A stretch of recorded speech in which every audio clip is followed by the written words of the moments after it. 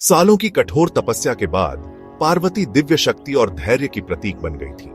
तपते सूरज और जमाती हवाओं में उन्होंने हर सांस के साथ शिव का नाम लिया।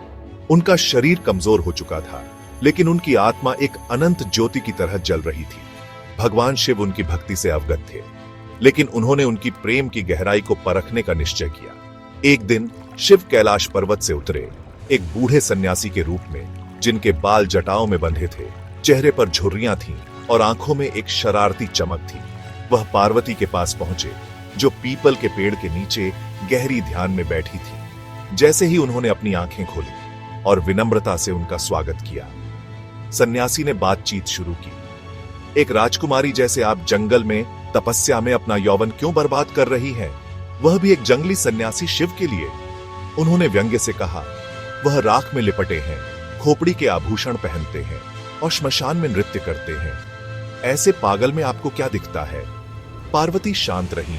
अपने हाथ जोड़ते हुए आप उनका मजाक उड़ा सकते हैं, लेकिन मेरे लिए वह ब्रह्मांड की आत्मा है, जो सौंदर्य और रूप से परे है।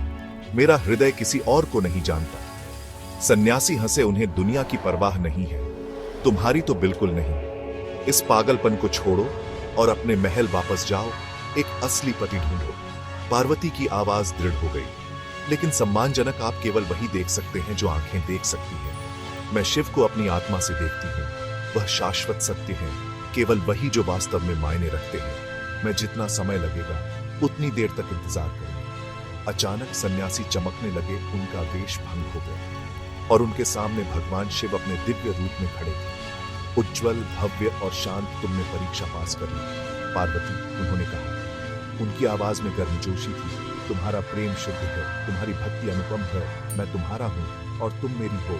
इस क्षण से आगे पार्वती खुशी के आंसुओं के साथ झुकी और जंगल उनके साथ मानो जश्न मना रहा था।